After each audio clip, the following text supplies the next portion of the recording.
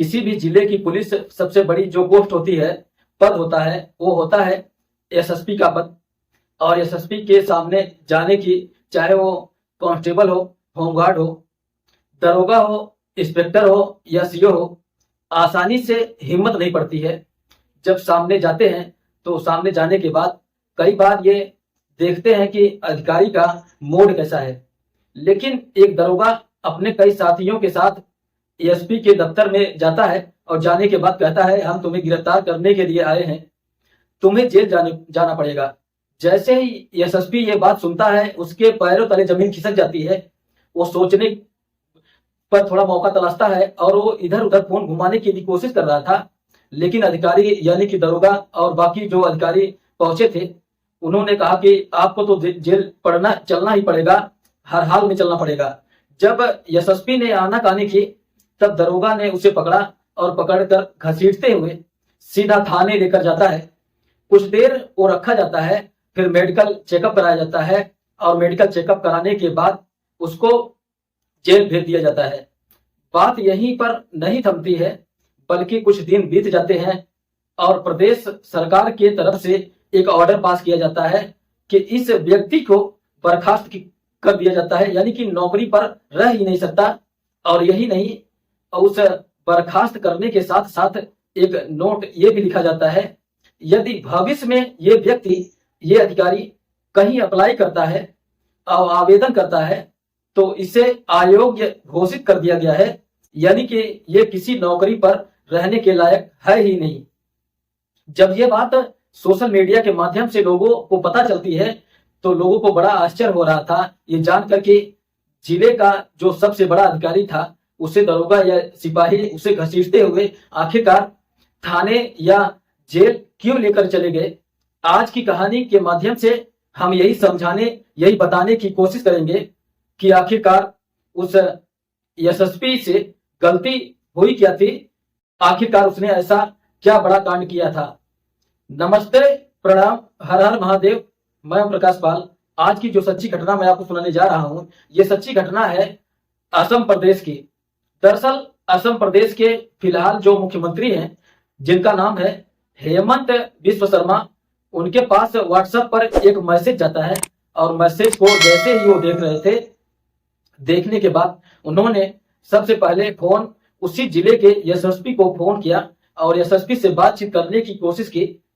एक दो सवाल पूछे तो एसएसपी सही से जवाब नहीं दे पाया और इसी बात को देखते हुए मुख्यमंत्री थोड़ा आश्चर्यचकित हो जाते हैं कि यार ये कैसा एसएसपी है, ये ठीक से बात भी नहीं कर रहा है और ठीक से सवालों के जवाब भी नहीं दे रहा है। तभी उन्होंने अपनी टीम से कहा, 12 अगस्त 2022 का वो दिन था कि मुझे जाना है जिला सोनीपुर का एक गांव लगता है प्रजापथार, वहां जाना है। जैसे ही ये बात अपने अमले को बताया जाता है, अमले को यानी कि किसी जगह पर मुख्यमंत्री का दौरा होता है तो पहले से ही तैयारियां हो जाती हैं और बड़ी संख्या में पुलिस फोर्स लग जाती है और सुरक्षा व्यवस्था का मामला होता है। और जो प्रजापथार जो गांव होता है, उसके इर्द गिर्द चारों तरफ पुलिस फोर्स जब तैनात हो जाती है तो लोग पूछ रहे थे आखिरकार मुख्यमंत्री यहाँ क्या करने के लिए आ रहे हैं। लेकिन मुख्यमंत्री जब जाते हैं और जाने के बाद एक मजदूर परिवार होता है और मजदूर जो कि सुबह शाम मजदूरी किया करते थे और बेचारे किसी तरह से मजदूरी करके ही अपनी जिंदगी की गुजर बसर कर रहे थे। मुख्यमंत्री जाते हैं, हाथ जोड़कर उस मजदूर पुरुष के सामने खड़े हो जाते हैं और कहते हैं कि मुझे ऐसा लगता है कि आपके साथ वाकई बहुत गलत हुआ है, बुरा हुआ है, बस मैं वही जानने के लिए आया था। जैसे ही मुख्यमंत्री ने ये बात कहते हैं तो मुख्यमंत्री की बात सुनने के बाद वो महिला और पुरुष जो मजदूर होते हैं वो रोने लगते हैं और रोते रोते गिड़गिड़ाते गिड़गिड़ाते कहते हैं कि साहब मैं कुछ समझ नहीं पा रही हूँ, आखिरकार मामला क्या है। जो मजदूर महिला होती है दरअसल कहती है कि अभी कुछ दिन पहले ही तो एक त्योहार गया था, वहां पर एक बिहू त्योहार होता है, उस त्योहार पर उसकी एक बेटी है जिसकी उम्र 13 साल के आसपास है। वो बेटी कहती है कि मैं अब कहीं नौकरी करने नहीं जाऊंगी, मुझे नौकरी नहीं करनी है। दरअसल वो लड़की एक घर में एक फौजी के यहाँ पर नौकरानी के रूप में काम किया करती थी और वो त्योहार पर अपने माँ बाप के पास आई थी। माँ से कहती थी कि माँ अब मेरा मन भर गया है, मुझे कोई नौकरी नहीं करनी है, मैं तुम्हारे साथ ही रहूंगी। जो थोड़े बहुत पैसे मिलते हैं मेरा किसी स्कूल में एडमिशन करा देना, अब मैं पढ़ना चाहती हूँ, नौकरानी बनकर नहीं बल्कि कुछ बनकर करना चाहती हूँ। जैसे ये माँ ने बात सुनी, माँ ने कहा ठीक है, अगर तुम्हारे जाने का मन नहीं करता है तो न जाओ, लेकिन कोई बात नहीं है, तुम घर पर रह सकती हो। उसने मना किया। तभी फौजी के घर में एंट्री होती है और फौजी आता है। आने के बाद उस 13 साल की उस लड़की को जो नौकरानी होती है जिसका नाम मंजू होता है, उसको जबरदस्ती पकड़ा जाता है और साथ लेकर चले जाते हैं। अब साथ लेकर चले जाते हैं। अभी 1 सप्ताह ही गुजरा हुआ था। 1 सप्ताह गुजरने के बाद पता चलता है कि वो लड़की अब इस दुनिया में नहीं रही, यानी कि वो मर चुकी है, यानी कि उसने अपने जीवन की लीला को खुद समाप्त कर लिया है। जैसे ही माँ ने ये बात सुनी, माँ का रो रो कर बुरा हाल हो जाता है। माँ नजदीकी पुलिस स्टेशन जाती है और जाकर पूरी कहानी बताती है, लेकिन माँ की कोई सुनने वाला था ही नहीं। और उसका जो पति होता है वो भी रोते हुए गिड़गिड़ाते हुए जाकर बताते हैं कि मेरी बेटी जाना ही नहीं चाहती थी, लेकिन वो फौजी जबरदस्ती लेकर चला गया। जब ये बात सुनी जाती है, अभी ये बात होती है, यानी 11 जून 2022 को उसके मरने की खबर आई थी और पुलिस के पास चक्कर लगाते लगाते वो दोनों माँ और बाप परेशान हो जाते हैं, लेकिन उनकी कोई सुन नहीं रहा था। तभी एक स्थानीय छोटा सा पत्रकार, छोटा सा अखबार में काम करने वाला वो लड़का जाता है और इस मजदूर महिला से बातचीत करता है, इस मजदूर पुरुष से बातचीत करता है। और बातचीत करने के बाद जो उनकी कहानी पूछता है तो उन्हें लगता है कि हमारी कोई बात जब कोई सुन ही नहीं रहा है, तो पत्रकार ने कहा कि तुम परेशान क्यों होती हो, मैं कुछ करके देखता हूं। बस पत्रकार ने ऐसे ही कुछ करके देखने वाली बात थी। असम प्रदेश के मुख्यमंत्री हेमंत बिश्व शर्मा के पास एक व्हाट्सएप पर मैसेज कर दिया और वो मैसेज जब वहां जाता है तो उसके बाद मुख्यमंत्री उस जिले के जो एसएसपी होते हैं, एसएसपी जिले के थे, दरंग जिला लगता है, वहां के एसएसपी राजमोहन राय, उनको फोन करते हैं, उनसे बातचीत करते हैं और बातचीत करने के बाद पूछते हैं कि भाई ये मामला है, शिकायत मेरे पास आई है, आखिरकार क्या कहानी है, जरा बताओगे। जैसे ही वो शिकायत के बाद आती है, शिकायत के बाद सुनते ही जो एसपी होते हैं फोन कटता है और तुरंत ये आदेश कर देते हैं, जो फौजी है जिसका नाम कृष्ण कमल है, जो कि एसएसपी में काम करता है, एसएसजी एक सीमा सशस्त्र बल होता है, उसके लिए काम करता है। तो जब उसके बाद पहुंचता है तो तुरंत ही उसको, उस फौजी को गिरफ्तार कर लिया जाता है और गिरफ्तार करने के बाद जेल भेज दिया जाता है। और एसएसपी यही बात मुख्यमंत्री से बोल देता है कि सब साफ परेशान मत होइए, मैं अभी जल्दी से कार्रवाई करता हूं। यानी कि तुम अभी तक क्या कर रहे थे, मुख्यमंत्री का यही सवाल था कि तुमने अभी तक कार्रवाई क्यों नहीं की। अब मुख्यमंत्री को बड़ा अजीब लगता है, गुस्सा आता है। मुख्यमंत्री अब इस परिवार के पास जब जाते हैं, जाने के बाद पूरी कहानी पूछते हैं, उनसे कुछ अपनी गलती की अदब से माफी मांगते, कहते हैं कि तुम्हें बहुत परेशानी हुई है, तुम्हारी बेटी के साथ कुछ न कुछ तो गलत हुआ है, इस मामले की जांच होनी चाहिए, लेकिन मैं आपको कुछ देना चाहता हूं। यानी कि प्रधानमंत्री आवास योजना के तहत उस परिवार को एक घर दे दिया गया और साथ ही उन्होंने कहा कि मैं तुम्हें कुछ आर्थिक मदद भी करना चाहता हूं और 2 लाख रुपए की मदद से इस परिवार की आर्थिक रूप से मदद भी कर दिया जाता है। अब वो मुख्यमंत्री जैसे ही अपने हेलीकॉप्टर में बैठकर अपनी जगह पर पहुंच रहे थे, लेकिन अभी वो अपनी गंतव्य, अपनी जगह पर पहुंचे नहीं थे, उनका हेलीकॉप्टर उतरा ही नहीं था कि इसी बीच में जिले के जो एसएसपी होते हैं, एसपी राजमोहन राय, एएसपी रूपम फोकन और थाना प्रभारी होता है कुतबल बोरा, इनको सस्पेंड कर दिया जाता है। और सस्पेंड करने के बाद अब एसआईटी का गठन किया जाता है। जो अधिकारी सस्पेंड हुए हैं, इनकी मामले की जांच पड़ताल की जाए कि आखिरकार इस पूरी केस में क्या मामला है, यानी कि क्या गलती है।